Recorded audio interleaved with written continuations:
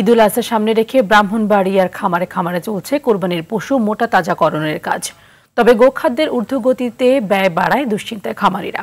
সীমান্ত দিয়ে চোরাই গরু আসায় লোকসানের শঙ্কায় তারা। ব্রাহ্মণবাড়িয়া থেকে আজিজুর রহমান পায়েলের প্রতিবেদন, জানাচ্ছেন সৈয়দা সামিয়া তামান্না।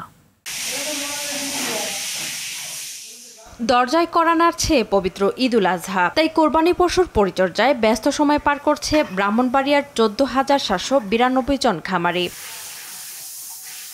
জেলার প্রতিটি খামারে ছোট, মাঝারি ও বড়সহ সব ধরনের কোরবানিযোগ্য পশুর প্রাকৃতিক উপায়ে হৃষ্টপুষ্টকরণের কাজ চলছে। খামারিদের অভিযোগ, গোখাদ্যের দাম বাড়ায় ব্যয় বেড়েছে তাদের। তবে ভারত থেকে অবৈধ পথে কোরবানির পশু না আসলে খামারিরা আর্থিকভাবে লাভবান হবে। বাহির থেকে যদি কোনো গরু মহিষ যদি না আসে ব্রাহ্মণবাড়িয়া, তাহলে মোটামুটি আমরা পুষবো। আর দাম দিয়ে খাবার দাবার খাওয়াইতেছে, খামারিরা যদি কিছু লাভবান হয়। আর যদি বাইরে থেকে গরু আসে তাহলে খামারিরা একেবারে নিঃস্ব হয়ে যাবে। ইন্ডিয়ান গরু না ঢুকে আলহামদুলিল্লাহ সবাই রিজনেবল প্রাইসের মধ্যে গরু পাবে। সব জিনিসের দাম বাড়তি। আমার কোম্পানি যে লালন পালন আমাদের রাখছে, আমাদেরও বেতন তো বাড়তি এবছর এসে। এখন আমরা এইগুলো করতেছি, আমার কোম্পানির যদি লস যায় তাহলে তো মনে করেন যে আমাদের মনটা খুব খারাপ।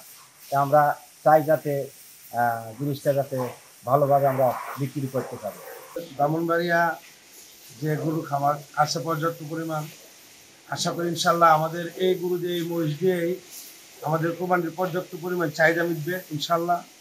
বাইরের গরু যাতে না আসে, আমাদের একটা আবদার, বাইরের গরু আসলে আমরা হয়তো আমাদের খামারিরা মাইর খাই, প্রতি বছর মাইর খাই।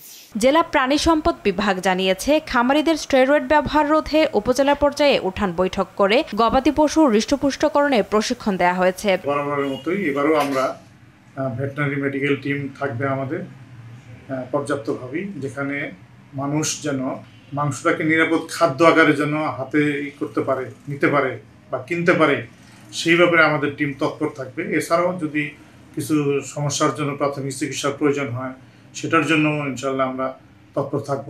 জেলায় কোরবানিযোগ্য পশু রয়েছে 1,35,635টি।